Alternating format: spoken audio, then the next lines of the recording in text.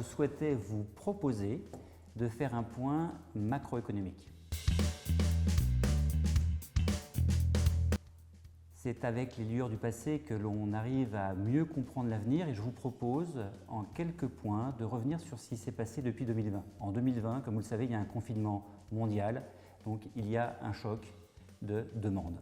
En 2021, on a un déconfinement, on a donc un choc d'offres qui a créé des goulots d'étranglement dans la production. Ça a été générateur d'une inflation qui a été larvée. En 2022, vous le savez tous, la guerre en Ukraine, elle crée une explosion du prix de l'énergie et une explosion du prix des matières premières.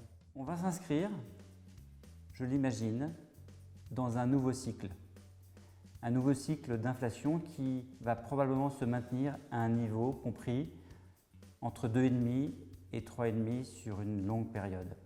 Pourquoi? Quelles sont d'abord les forces en présence et les forces qui vont être génératrices d'inflation? On le sait, la guerre, elle est inflationniste.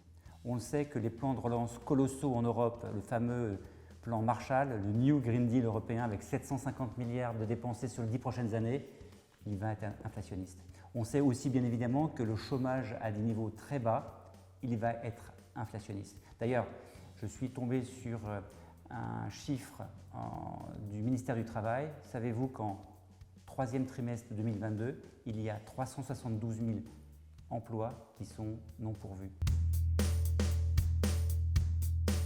Alors, quelles sont les forces désinflationnistes?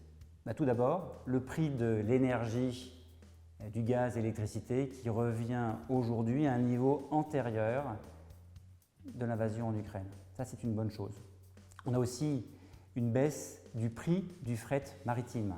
C'est aussi une seconde bonne nouvelle. Et puis, sur un facteur plus long terme, je voulais partager avec vous en fait une réflexion.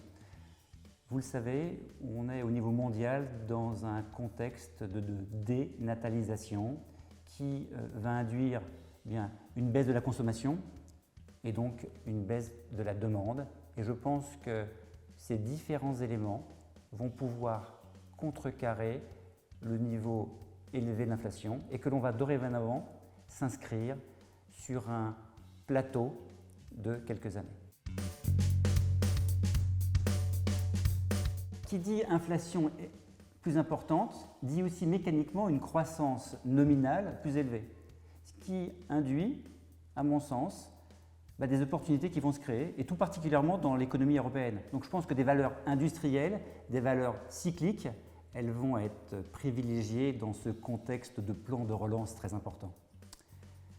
Donc je pense qu'il faut avoir le courage de réinvestir sur ce type de valeurs-là, tout comme il faut aussi avoir le courage de réinvestir sur des valeurs moyennes, européennes, qui sont à des niveaux de valorisation extraordinairement bas par rapport à leur moyenne historique. Et puis sur une autre zone géographique, je crois que c'est le grand retour de la Chine, parce qu'après 3 ans de confinement, la consommation elle va exploser. Souvenez-vous de ce qu'on a fait en 2021. On est allé dans les cafés, on a continué à retourner dans les magasins, on a fait du tourisme à l'extérieur, c'est ce qui va très probablement se passer en Chine. La reprise de la production des entreprises chinoises, elle va aussi provoquer un soutien du prix des matières premières. Et je pense qu'en ce début d'année 2023, ce sont des secteurs d'activité et des zones géographiques qui sont à privilégier.